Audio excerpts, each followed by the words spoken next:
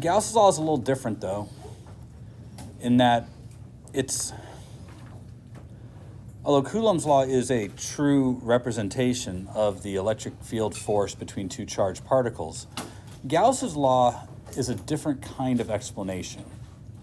First, Gauss's law represents the first of the four Maxwell's equations. Maxwell's equations are a group of four equations that can successfully predict and determine almost all of electronic behavior. So they're kind of fascinating, and Gauss's law is the first one. Now, we're going to see a modified version of Gauss's law that we will slowly build on over the course of the year, so that by the end we'll have the complete version of Gauss's law. But Gauss's law is a little bit bizarre, and it takes a little getting used to.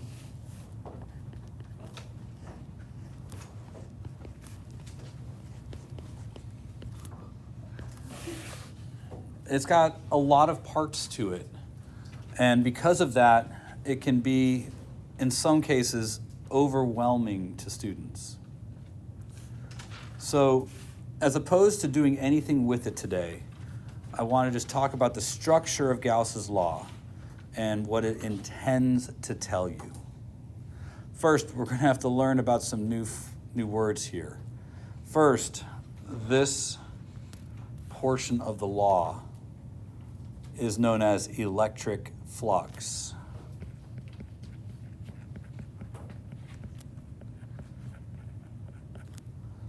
Flux calculations are calculations that attempt to find out how much of a field passes through an area.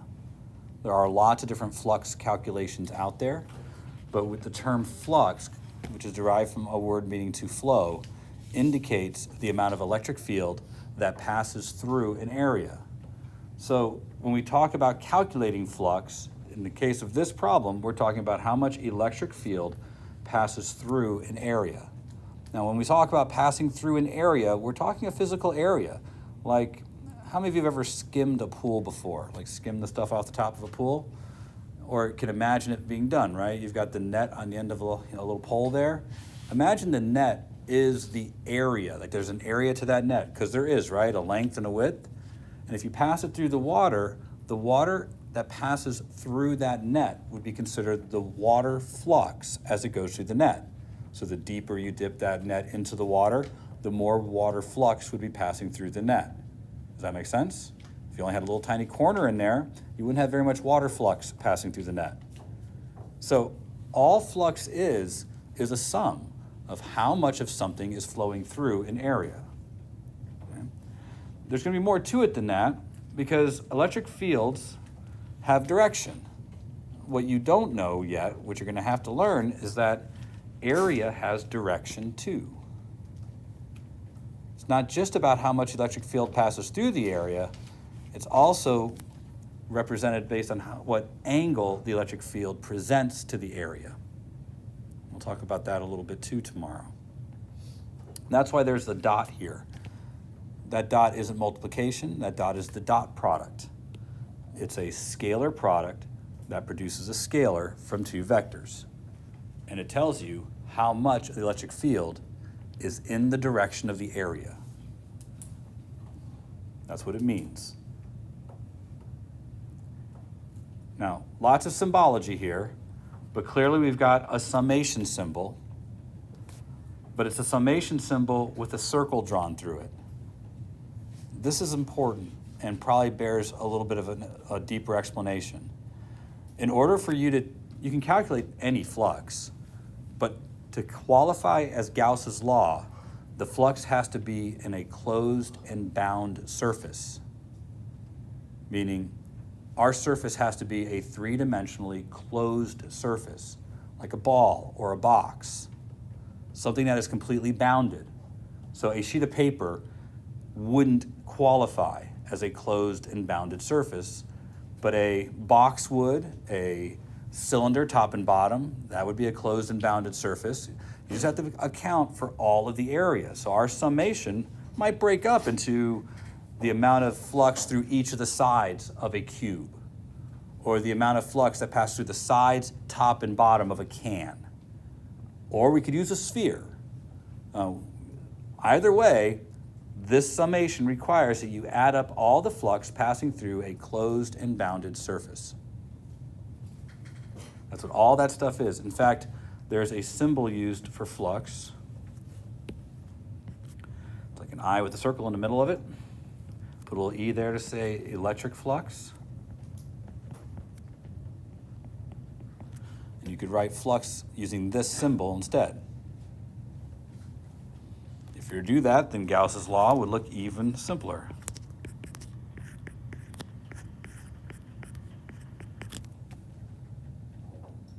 Now, Gauss's law is a proportionality.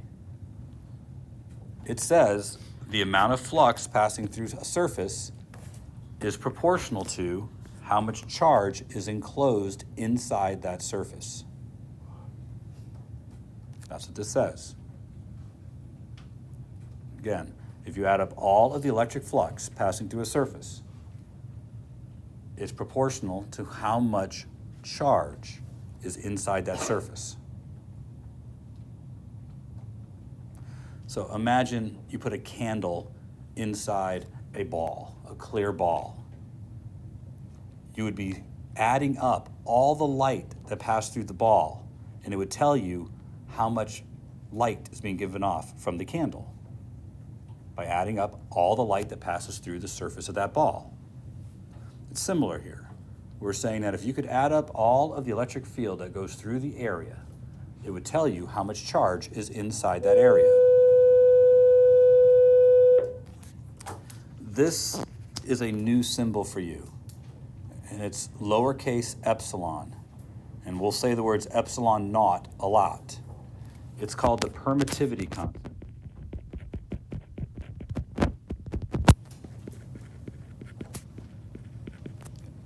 We're going to pick this up tomorrow right here, but I'm going to encourage you to come tomorrow with an open mind and be ready, all right?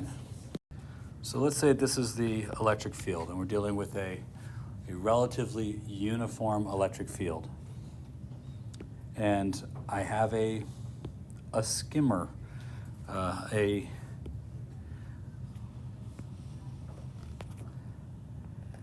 rectangle. I'm going to take my rectangle and put it in there to try and skim some of the lines.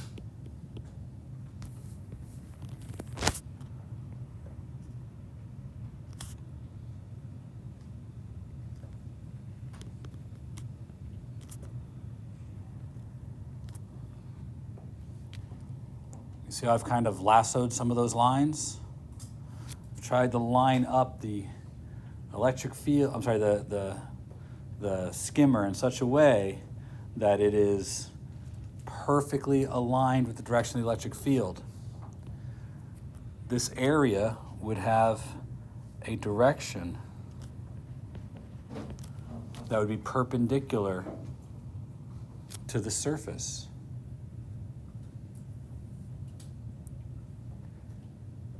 So right now, the electric field and the area are in the same direction. The dot ends up being a product between a piece of area and the electric field, and then we determine how much of the electric field is in the direction of the area by using the cosine. The way I have it arranged now, I've made it as aligned as possible, and the direction would be 0 degrees. This would be the angle for theta that I would use to describe the direction of the electric field versus the direction of the area. Is that all good so far? Does it make some reasonable sense? This is a good time to ask if you don't understand. Because I think you can imagine that if I start to turn it, and from now on I'm not going to draw I'm not even going to try for 3D.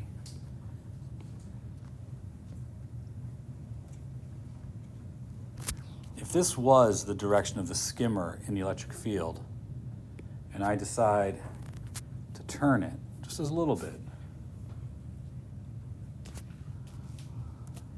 well, now the direction of the area makes an angle with respect to the electric field. You can imagine I could continually tip this area until, not like that.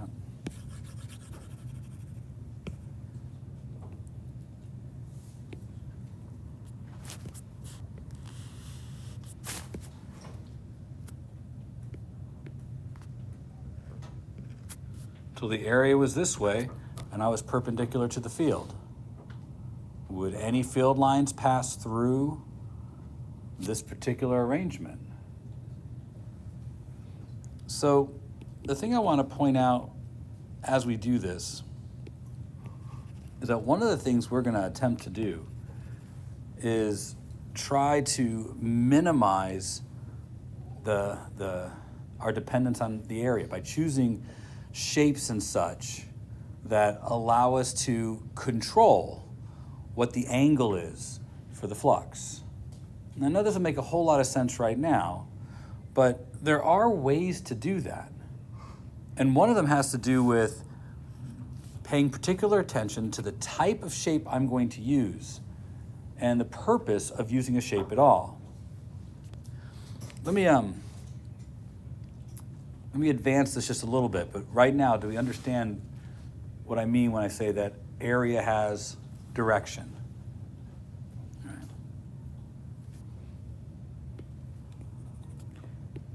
Let me erase all this for a minute.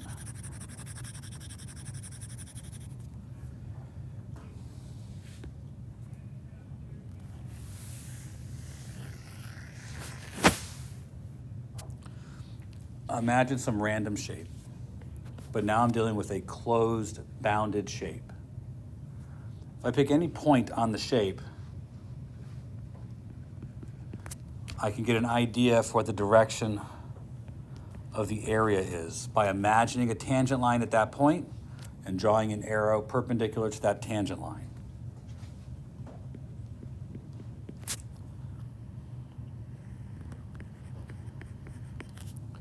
Do you guys all see what I'm doing? Just picking random locations.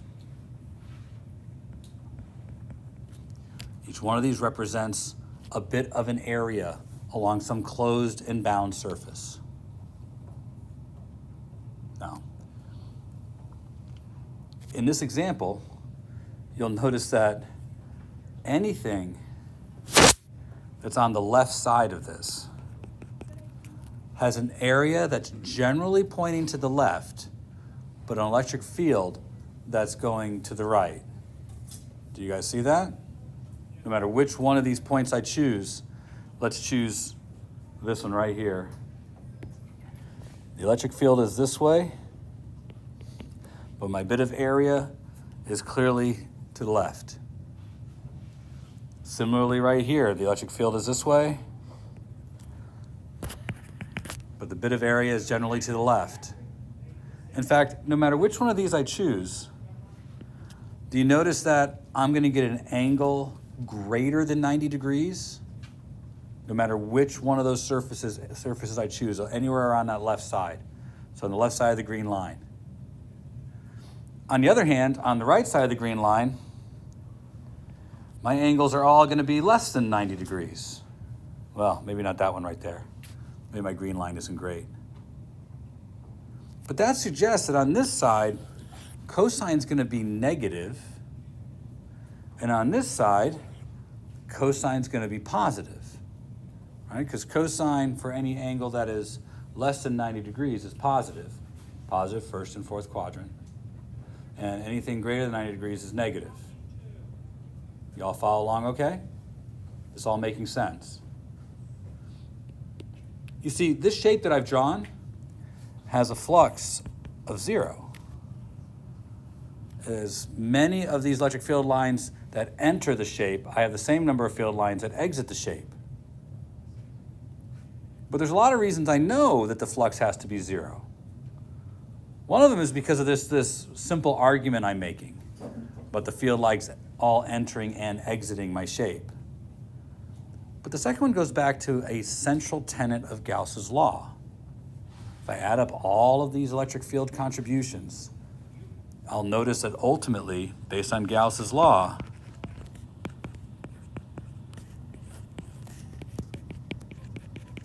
there will only be a net flux if I've enclosed charged particles. Enclosing electric field isn't enough. I have to enclose charged particles. Fields can pass into and out of your area. That's fine. But the Gauss's law indicates that you will have a net electric flux, meaning more positive or more negative, if you enclose a charged particle.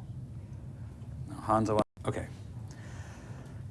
I'm trying to be super careful and super deliberate here.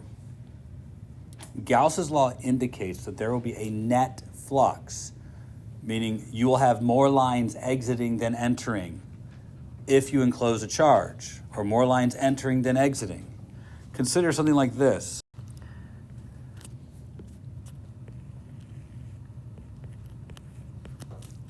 We have an idea for what the electric field looks like around a single point charge. We've kind of talked about it a little bit, but we know that the electric fields originate from a single point charge.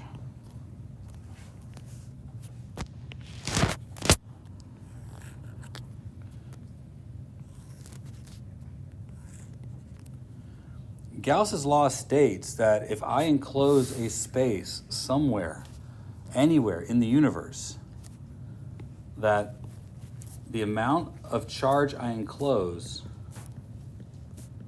will be equal to or proportional to the net flux.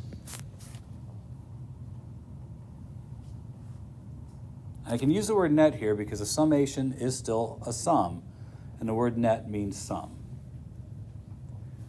Now, based on the surface I've chosen, I think it's pretty clear that I've enclosed no charge. I will have a flux of 0. As much electric field will enter this region as exit this region. Does that make sense? You guys following that so far? But if I choose this surface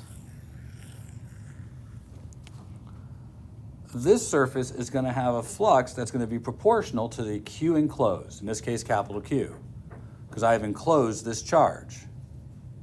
In fact, if this is surface A and this is surface B, the flux for surface B is 0. But the flux for surface A is Q over a proportionality constant. I don't know anything about the electric field or the area to be able to determine that, since I was given the value of the charge. Gauss's law tells me a way to figure out how much flux there is. Now, don't get me wrong. I don't know if knowing how much flux there is going to matter or not, or if it's going to have any impact. All I do know is that Gauss's law, being a law, allows you to make that specific generalization. In fact, one of the problems that you'll be faced with, usually on multiple choice,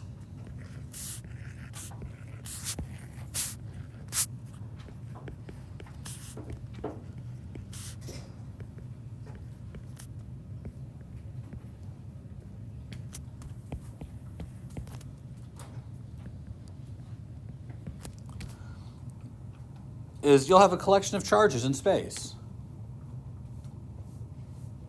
Can you draw a shape that would enclose charges but have no flux? I could. I see a couple ways to do so. Do you? I mean, I could go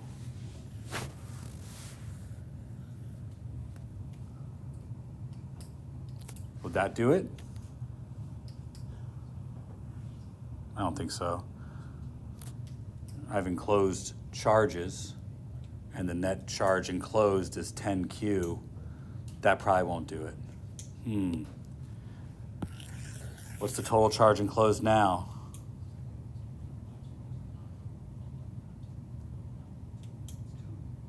Yeah, it's not going to do it, is it?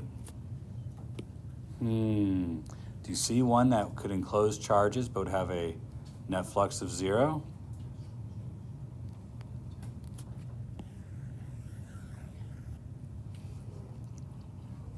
right? Wouldn't that do it?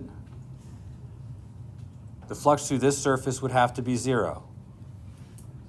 Now, I'm bringing this up on purpose because what you have to understand is there's clearly a complicated electric field in this region, isn't there? There are electric field lines going every which way. I have no idea what this electric field would even look like. But that's not what flux is about. Flux is a combination of not just the amount of electric field, but what direction it passes through a surface. So the law isn't about whether there is or is not an electric field in this region of space. The law states that the number of field lines going in will equal the number of field lines going out for this surface. Why? Because the net enclosed charge is 0. This is what Gauss's law is about. Now, I'm going to be very clear about this. The usefulness of Gauss's law might be in question here. How useful can it be? You're drawing shapes to which I could never really figure out their geometry. And more importantly, what's the point if all you're going to do is tell me, okay, great, so this surface, surface A, has a flux of 0. Well, Gauss's law has more use than this. This kind of an ancillary idea that you could find surfaces that would enclose charges that are equivalent to 0. Yes, it's true that that would mean that the flux in that through that surface is 0. Gauss's law can be used in another way, a way that might have a little more power. But it involves recognizing symmetry and understanding the nature of this dot product. Let me give you an example of a way that we could use Gauss's law in perhaps a more functional way by being very careful about choices we make. Consider a single point charge, Q, in space. I know something about the symmetry here because we've been talking about it. I know the electric field for this point charge is going to decay as I get further away, but I know that it's got to be spherically symmetrical.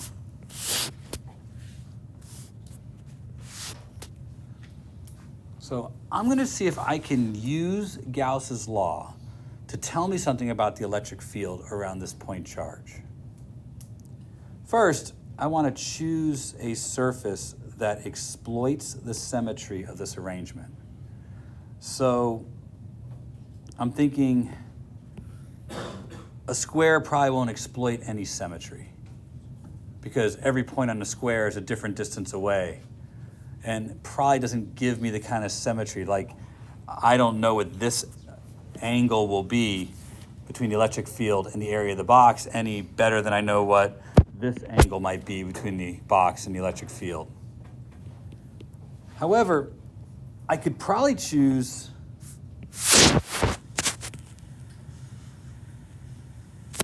a sphere. And if I'm careful, make the sphere concentric with the charge. Does that word concentric mean something to you? It means they share the same center.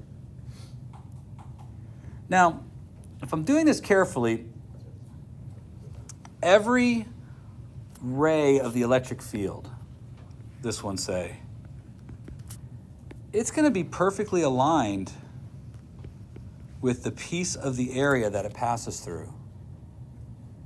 Do you guys see that? For every single one of these, the rays have to exit the surface of the field at an angle of 0 degrees relative to the surface. You guys are seeing this, right? You understand why I'm saying every one of these is going to have a theta equal to 0 degrees. This is the angle between the electric field and the bit of area. If I choose my surface correctly, maybe I could make it consistent like this. Moreover, that would suggest something else too, that if I start by looking at the flux, I could immediately write this in terms of a product. where every single theta would be 0 degrees. I'm carefully choosing my situation. I'm choosing a surface, a Gaussian surface. I'm making it completely bounded, meaning I'm using a sphere to try and come up with an expression for the flux. Put my bars top and bottom as to not confuse anybody. Now, I'm also going to point out something else we know. We know that if we're equidistant away all the time, that the electric field should be the same size everywhere where it goes through that surface. Do you guys agree with that? That the strength of the electric field had to be the same everywhere as it exits the surface because I'm the same distance away from the charge everywhere? Well, in a summation, if the electric field doesn't have anything to do with the area, then I can pull the electric field outside of the summation.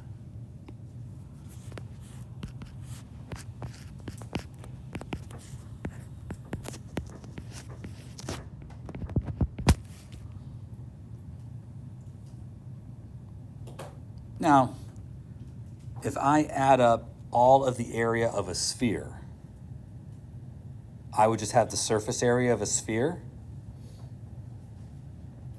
right?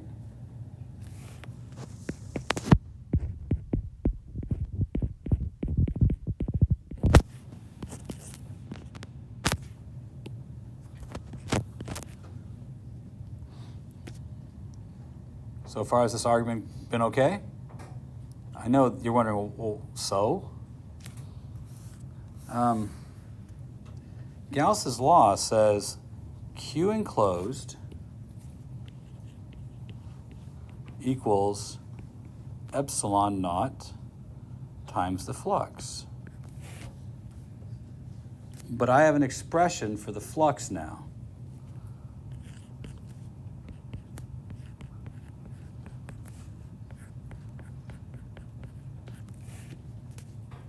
Sorry.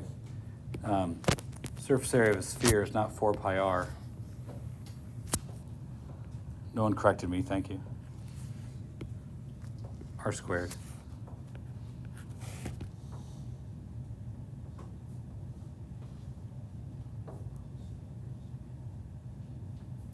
I'm going to keep going, okay? But we're almost at the end. You can use Gauss's law to come up with expressions for electric fields. And if you look closely at this one, you get something that looks an awful lot like Coulomb's law. Do you guys all see it? The only difference is that instead of K, I have this complicated guy. The truth is, one of the things Gauss's law can do, and what it's very good at doing, is finding the electric field for shapes that have for shapes that have very established symmetry. It can do very complicated problems for problems that have very established symmetry. You have to understand the symmetry to be able to use Gauss's law. But Gauss's law can be used to figure out the electric field in very interesting circumstances. To use Gauss's law, you have to understand, though, you are choosing a Gaussian surface. That's what this is called.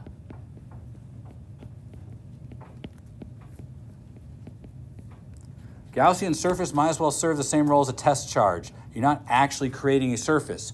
You're creating something that you can integrate over. A three-dimensional object that can be used to exploit the symmetry of some kind of charged shape.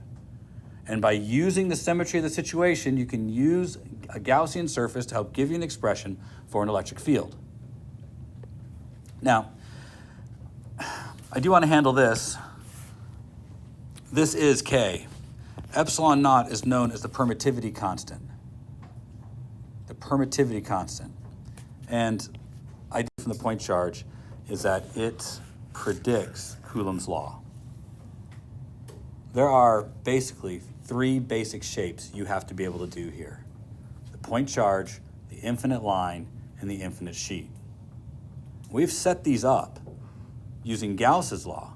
Remember, we use the disk to act like the infinite sheet by talking about what is the electric field near a big disk of charge. Do you guys remember that?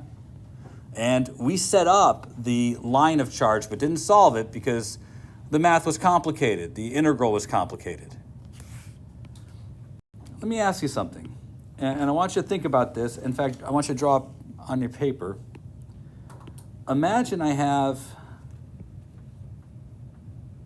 a very long line of charge density lambda, infinitely long. So this is a view of it from the side, and this is a view of it head on. What do you think the electric field would look like around this line of charge? Arrows going outward from Draw a picture. You describing arrows going outward. I don't want to hear it. Draw a picture. If I were going to use a cylinder, probably wrap it in such a way as to try and exploit the symmetry here.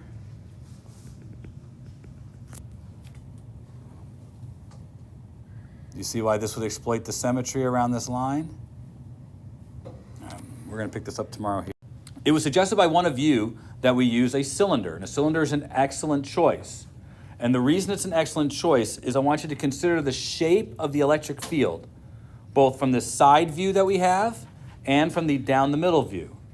If you look at the down the middle view, I think we can probably all relate to the sphere that we would have this kind of symmetrical spread of the electric field away from the center of the line in a very radial pattern, with most likely the electric field diminishing as we get farther away from the line. But away from the line, looking sideways, I think all of these electric field vector signs are going to look like this. Where they're going to be perpendicular to the line and evenly spaced. You guys follow along with that?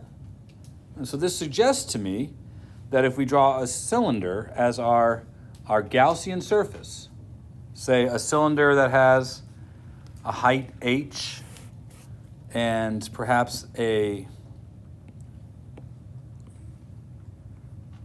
want to draw it this way because it's easier to see, a radius r, that we could use the cylinder as a means of figuring out an expression for the electric field. Now, I did not do this yesterday. I want to do this today. Step one is to come up with, in your head, or even on paper, like we just did, an idea for what you think the electric field most likely looks like, based on the symmetry of the situation. That's your first step, is to try and imagine what you think the electric field will look like. Then come up with a shape that exploits it. Now, you may not understand why this shape exploits it. Let's talk about the reasons this shape exploits it. First, because we are centering our cylinder, concentric with the line, every point on the outside edge of the cylinder is the same distance away from the line. Does that make sense? Do you understand why I'm saying that? Also, every single point on the edge has an electric field passing through it that is aligned with the area, because the area at all these points also points radially outward. So when it comes to the outer sides of the cylinder, this portion, by lining it up at the center, we are equidistant away. So I expect the electric field to probably be about the same size everywhere along that edge. And the electric field and the area are in the same direction. Everybody understand so far? That leaves the top and bottom of the can, right? Because you have to do the whole area, so the whole area must be included in Gauss's law. But if we line up the can perfectly, then we should have no flux through the top and bottom of the can. Does everybody understand why that has to be true? If not, let's consider this picture. The dot product is the angle between the direction of the electric field and the direction of the area.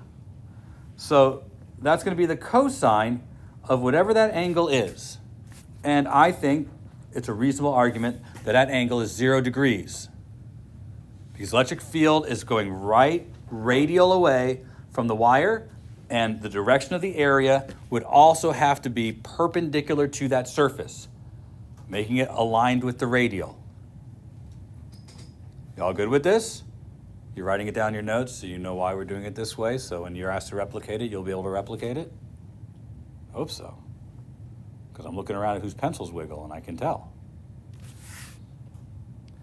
The next thing, and I don't do this lightly, but I'm pointing out that we are equidistant from the line at all of these points.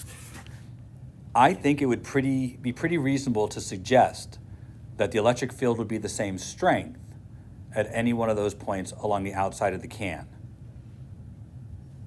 Do you understand that argument? And does that seem like a reasonable argument?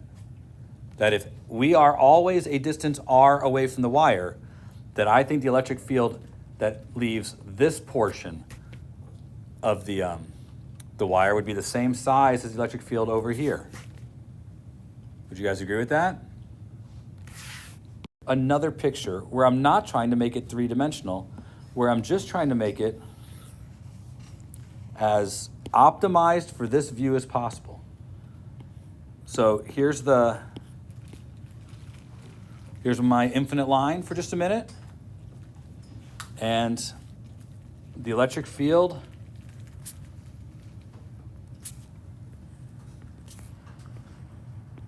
trying to make the arrows nice and perpendicular to the line and parallel, because that's how I imagine the electric field to be. Now, if I'm not trying to make this look three-dimensional, and I'm just looking at a can on its side,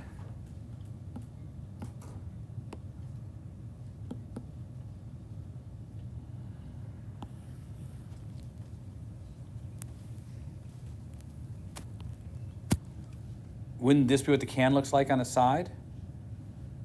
So even though there might be an electric field line emanating right from here, the direction of the area of this surface is that way, right? The area has to point away from the center and be perpendicular to the surface. And the area over here, similarly, this way. So there is no flux. Because in this case, the dot product would produce a cosine of 90 degrees.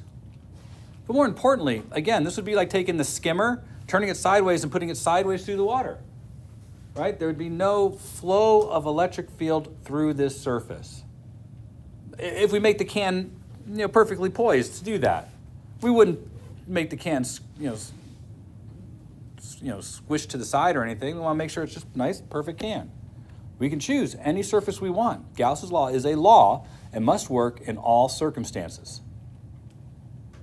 We all okay with that? Yes, sir? What went over the edge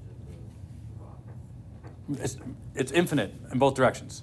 So the point about using this is that, and by infinite, remember, infinite it's right over there, infinity far away. So we're very close to the line relative to how long it is. And we're making several assumptions, like we're near its center, stuff like that. But in the infinite, this is our example. What you're describing is something that we will talk about, what are called edge effects. How do these problems relate to when we start getting to the edge of this infinite line? Well, then we start getting edge effects that are going to affect the outcome. And this is a future student problem. So keep in mind, I'm advancing, but we're trying to figure out the shape of the electric field, not because that's what matters. We're trying to figure out the shape of the electric field and the strength of the electric field so that we can use it to figure out how energy flows in an electrical system. This is just to build us to a point where we can talk about energy. We did the same thing in mechanics, but the math wasn't so daunting. Our goal was to figure out, first how do forces work, and then the concept of what you have to do to push against a force. and then the exposition or use of energy. So we develop potential energy by lifting things, right? Well, we want to figure out what kind of potential energies might there be in these fields, which we know are more powerful, can hold, far more energy. We want to see if we can control that. So this is just like temporary to figure out how we can use this information about the electric field to do something else, like store energy.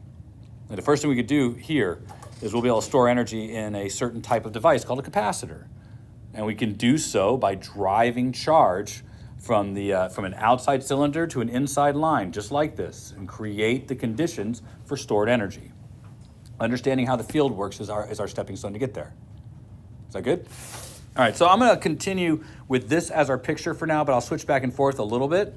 I want to report that this is H, the height of the can, and this is R, the radius of the can.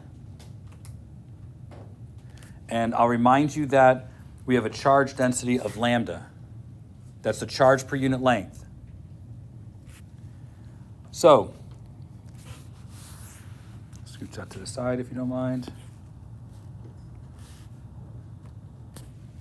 Didn't mean to do that.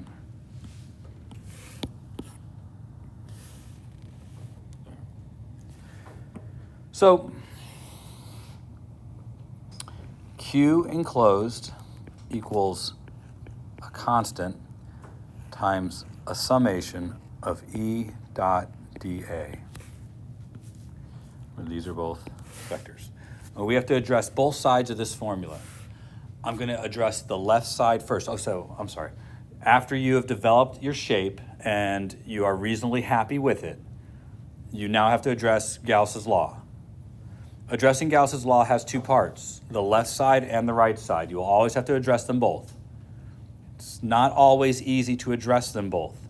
So when you do this job, don't be scared of the integral. That's actually going to be the easiest part to deal with. Oftentimes the hardest part to deal with is the Q enclosed. So let's handle the Q enclosed first. We are only enclosing a portion of the wire. Right? That's the portion of the wire enclosed in my Gaussian surface. So when we deal with Q enclosed, you are dealing with just the part of your charge that's inside your surface. So the height of the cylinder is the length of wire enclosed. Do you guys see that? Our geometry is always going to do that. Our geometry of our shape will determine how much charge is enclosed. So the left side, Q enclosed, is going to be the charge density times that height. Right? It's still density times length, or density times area, or density times volume. That still works. And that gives us our Q enclosed. This one's not terrible, but it was definitely more than what we had to do with the point charge, where we enclosed all of it. We are not enclosing all of it. Now, the integral is going to be a little bit more challenging. So let's talk about the flux portion of this, because that's the integral portion. I will remind you that we have to make sure we sum over the entire area. Our hope is to make this as simple a sum as possible. But I'll remind you, it's still a sum. What you might not know is, because you're just adding things together, you could decide to break this up into a sum for each part of the cylinder. I think there are 3 parts of the cylinder. So I'm breaking it up for the top of the cylinder, the bottom of the cylinder, and the sides of the cylinder. It's a sum. And because it's a sum, you can just add the individual sums together. You guys follow so far? You understand what I mean when I say it's a sum? This is like if you're going to integrate from 0 to 10, you could integrate from 0 to 2 and then have another integral that goes from 2 to 8, and another integral that goes from 8 to 10. You know you can do that, right? This is the same thing. I'm just adding up different parts. And this is great because I know from our discussion already that this is 0 and this is 0.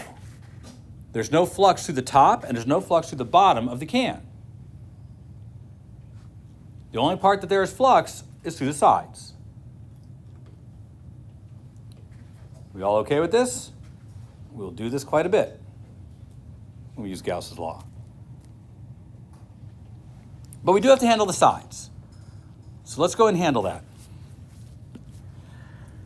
First, I think we've already discussed the dot product, right? So, two things. I think we have set the electric field to be a constant, which means the electric field does not change anywhere along the area. And that's what we will always try to do, is make the electric field, or choose our shape so the electric field is the same everywhere around our area. We've gotten rid of the dot product because it's the cosine of 0 degrees. And all that's left now is to sum up the area of the sides of a cylinder.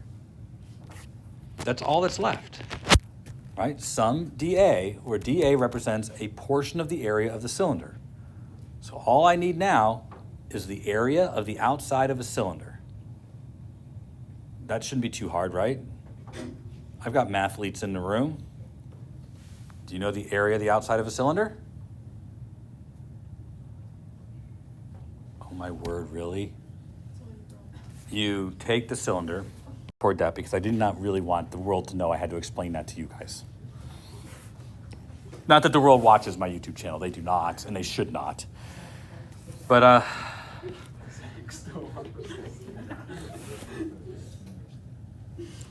put it all together. Everybody see it okay? Just there. E times 2 pi RH. All right, we've got to bring this and this together. That's Gauss's law. So in order for people in the back to see it without craning their necks all the way around, it's going to be Q enclosed, which we know is lambda times H, equals epsilon naught times the flux, which we found to be E times 2 pi RH.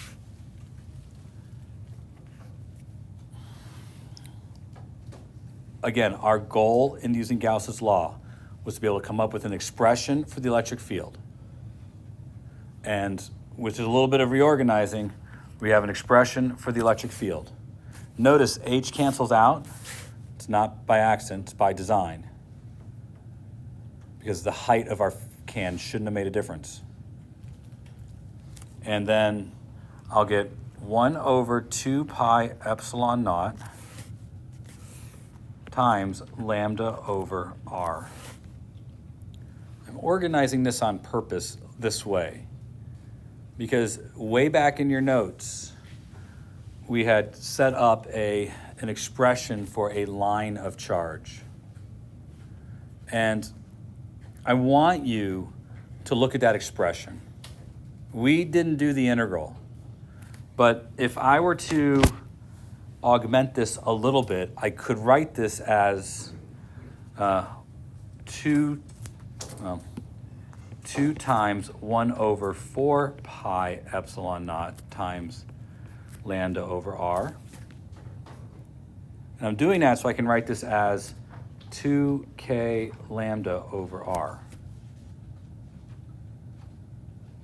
When you look back at your notes, those of you who will do this, look back at the notes we took way at the beginning when we tried to use Coulomb's law to find the electric field a small distance away from a line of charge. In that one, lambda equaled Q over L, right? The reason I'm bringing this up is that's a very challenging integral. This will be the result if you set the limits to be negative infinity to positive infinity. We set the limits to be negative L over 2 to positive L over 2. But if you set the limits to be negative infinity to positive infinity, you get this as an answer. And I want to point out something incredibly important. No matter which one of these two you look at, The important thing, right there, the electric field near a line of charge decays as 1 over r, not r squared. It's a more powerful electric field because the charge is more spread out. In fact, it would probably be in your best interest to start committing things to memory. And I will point out every time there's something that's to be committed to memory, and I would start a cheat sheet somewhere in the back of your notes, somewhere away from where your notes are right now, where you start and begin maintaining a cheat sheet of things to memorize. You don't have time to derive this on the test, but you will be expected to use it at a moment's notice. There are several things like this, and the first section of this should be electric fields around known shapes. I'm going to tell you which shapes you should know. Ready? You should know the electric field around a point charge. Duh, we just did it. You should know the electric field around a line of charge. The electric field around a sheet of charge. The electric field inside a solid sphere of charge. And the electric field inside a solid cylinder of charge. These shapes show up a lot in our work. And the first 3 that I gave you, the point charge, line of charge, and sheet of charge, represent real devices that we actually can build in the classroom. Our first one's going to be to build natural capacitors. And they're simple to use.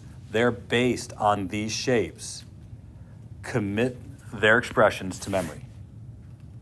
They're all going to have a very similar look. So right now, point charge,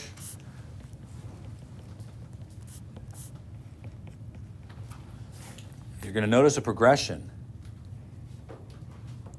Don't make this the hard part. This thing shows up in everything first semester. It's still just K. Okay. All right. This is the answer to the question that we just had a minute ago. A finite line where it has fixed endpoints and we're a distance away from it, even if we're near the center, the electric field isn't going to be uniform. Sure, the electric field will be directed this way at the center, but as I start getting away from the center, the electric field is going to start pointing away from nice parallel lines. And I don't really want to have to draw it all the way around, but I will draw it in 2 directions. This means that our cylinder can't find a place where it can be set up where I could ignore the flux through the end caps. Right? There'd be a small amount of flux through the end caps. Do you follow my argument? This is called an edge effect. It's what happens when we start getting to the edge of our infinite line. It's no longer infinite. If I can stay close and stay to the center of a finite line, it behaves like an infinite line. But the moment I get away from that, I start suffering edge effects. The electric field isn't going to be what I expect it to be. It's going to be less. Because in my calculation of the flux, where I took the flux and broke it up into 3 pieces, we talked about being able to set some of these, why did I put the 0 there? We talked about being able to set some of those to 0. Well, I would not be able to set the top and bottom to 0. There would be more flux there. And when I solve for E through that, it's going to be more in the denominator. So the actual electric field for a point like right here, where I can't ignore the edge effects, would be less than what I would expect for an infinite line. Now, it's nearly impossible in some cases to calculate what the expected electric field will be for certain distributions of charges. So we use simplifications to give us a solid estimate. In some cases, our estimates are good enough where our value for the electric field is so is so like what it would be if it was infinite that we can't measure the difference. Like I said, we make capacitors out of sheets of metal. Well, the sheets are very big to how close they are placed together, and it's almost immeasurable, the little amount of leakage we get on the sides, the edge effects that you get towards the edge of a capacitor. Same for stuff like this. So our measuring equipment might not be sensitive enough to sense the difference or measure the difference. That's how good it can be if you're careful. And when I say careful, I mean know where your tolerance is. How far away can we get from the line before it starts to affect our problem? Now, there's not a definite point here. You can get as far away from the line as your measuring equipment will allow you before you start seeing a difference. So in a couple of, next week actually, we'll finally get our first lab. I'll start putting measuring equipment in your hands, and you'll begin to understand that your measuring equipment has limits to what it can measure. You can measure the same thing with a voltmeter and find that the voltmeter never settles down to a single number because it's always moving a little bit. So how well do you know that number? And we'll try to get an idea for what I mean by infinity doesn't have to be infinitely far away. It just has to be within the boundaries of your measuring equipment. How much time do I actually have? 7 minutes. We have enough time to set up the infinite sheet, and I think it's appropriate that we do so. None of these actually take long. It takes long to explain what you're doing, and longer than it needs to really for what we're going to do. But let's set up the infinite sheet. An infinite sheet is just that, but unfortunately, how do you draw an infinite sheet?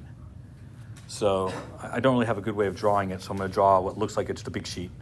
Or I hope it looks like a big sheet when I'm done.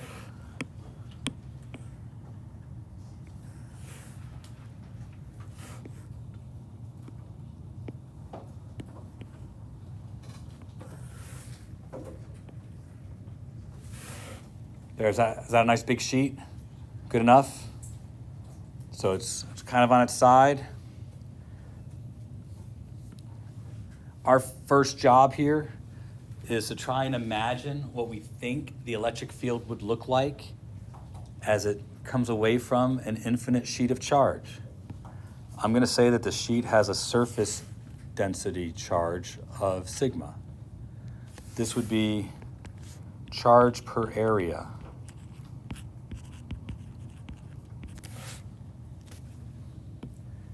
Can we agree that, like the line of charge, we're probably going to have charge that comes away from the sheet in parallel lines that are perpendicular to the sheet? Does that seem reasonable? And that those lines of charge would also be coming off the bottom of the sheet, too? I don't want to draw the sheet as if it were transparent. It's not, so just have little bits of electric field peeking over the edges there. But I have lots of electric field going away from the sheet. Does that make reasonable sense? I think these lines would all be parallel and would be perpendicular to the sheet. Would you agree? What kind of shape do you think we would use? We could use a cube. Not a square. It would have to be a three-dimensional shape, so a cube would be possible. I've always used a cylinder, but the last 2 years students have wanted to use a square. It doesn't make any difference. I think I'm going to use a cylinder anyways, just out of tradition for me. But if you want to do this problem with a cube, by all means do so. You know, a cylinder has 3 surfaces, so I only have to integrate for 3 surfaces. A cube, of course, is going to have more surfaces. You have to make sure you consider all of the surfaces of the cube. But I'm going to center my cylinder so that half of the cylinder is on the top of the sheet, and the other half of the cylinder is on the bottom of the sheet. Now I'm going to draw this different in a minute, but remember, we have to enclose some charge. So I'm taking my cylinder and enclosing a circle of charge inside the sheet. Does that make sense? You okay with that, Vicky? I'm just wondering why a cylinder would work. Well, here's why I think a cylinder would work. Can I draw this a little different? Let's say for a moment that we are looking with our eye right at the level of the sheet like this. My Gaussian surface then would, kind of look like this, right? With this being a circular top and this being the circular bottom, and the sides having the same kind of, size and shape. The electric field is going to be like that, right? So I'll get electric field in the middle that goes right through the top and bottom. But I think because of the direction of the area, that the area of the top and bottom will be aligned with the electric field, but the area on the sides will be perpendicular to the electric field. And therefore there'll be no flux through the sides of the cylinder and only flux through the top and bottom of the cylinder. Does that make sense now? Now for my cylinder, this is h/2, right? Because I'm cutting the cylinder in half. And I'm going to say that my cylinder has a radius of r. That all good? Let's start with our Q enclosed, shall we? I am enclosing a circle of charge inside the can. Does that make sense? So the amount of charge will be my charge density times the area of that circle. That all good? Pi r squared, area of a circle. All right, good. Let's talk about the flux now.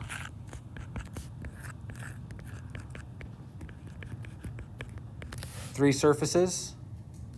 So the flux for the top and the flux for the bottom and the flux for the sides.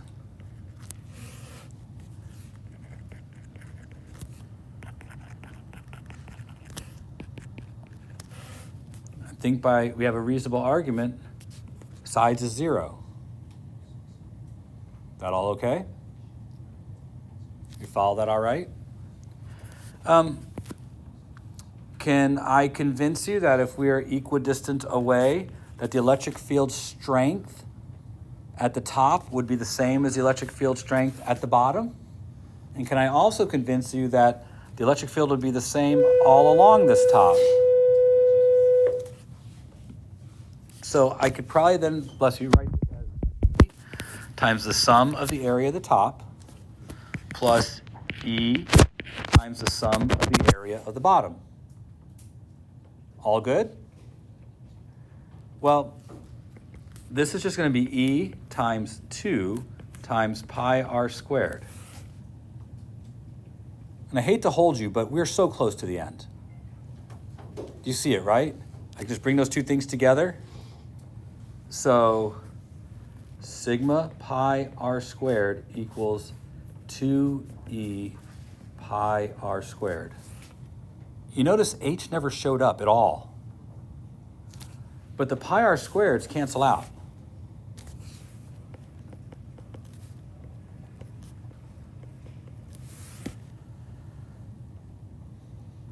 An infinite sheet of charge produces a constant electric field, has no dependence on how far away you are.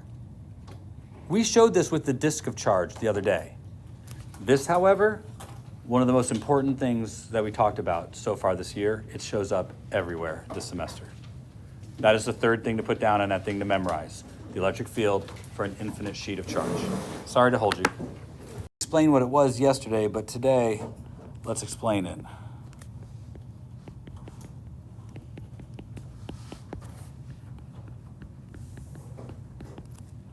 The permittivity constant is we believe it's one of those constants that's the same everywhere in the universe. So there's only a few natural constants like this. but it's a natural constant, which means that its value depends on the units that you're using. It's analogous to G, the universal gravitational constant, which we did talk about last year. Its value, 6.67 times 10 to the negative 11th, is arbitrary. It's based on the fact that we are in newtons, meters, and kilograms. So the permittivity constant is similar.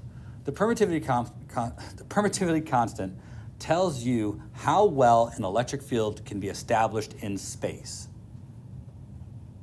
That's what it tells you. Permittivity constant tells you how well an electric field can be established in space. The naught means we're talking about the permittivity constant of a vacuum. 1C, 2 U's, right? Not 2 C's? Or is it 2 C's? Okay.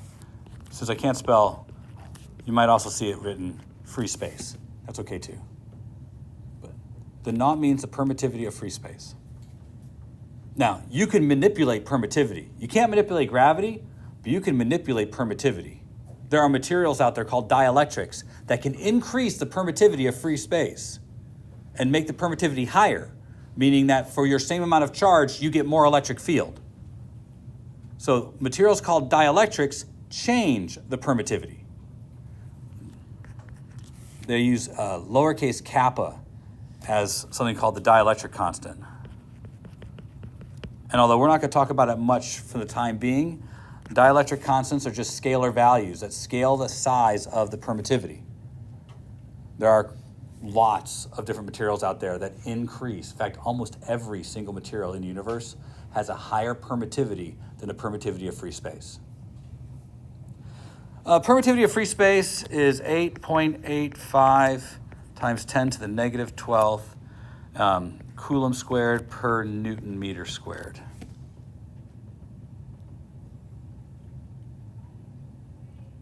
And if you take 1 over 4 times 3.14 times 8.85 times 10 to the negative 12th, you'll get 9 times 10 to the 9th. You could do that as an exercise, but it's not that important. K is defined as 4 pi epsilon naught, not the reverse. Coulomb's constant is not a real constant. It's a constant based on an actual constant that can be measured separately, the permittivity of free space. Now, we are going to learn about 2 major constants in this class. One of them is the permittivity of free space. The other one is the permeability of free space. One is how well an electric field can be established in free space. The other one is how well a magnetic field can be established in free space. It might interest you to know that the 2 of these define how fast light can propagate in space. In fact, they can predict that light is an electromagnetic wave and predict its velocity. Because how fast an electric field and a magnetic field can be established in space determines how fast light will propagate. So there's some interesting things that connect these 2 these 2 constants together. But it's important to understand that they can be measured independently and then predict the existence of electromagnetic radiation. So there's some pretty powerful stuff here in the future, but right now we're just grasping at this idea of permittivity. How well can an electric field be established in free space? Now, we did the point charge, and what I can't believe I'm going to do this. Can't believe it. I did not. I can't believe you can't just say it. I was waiting for somebody to just shout it out. Too late. You lost your chance to be, amazing. So if I take my cylinder and I cut it open and unroll it, it would be a rectangle. Right? This would be this, and that will be that. Duh. So height and 2 pi r.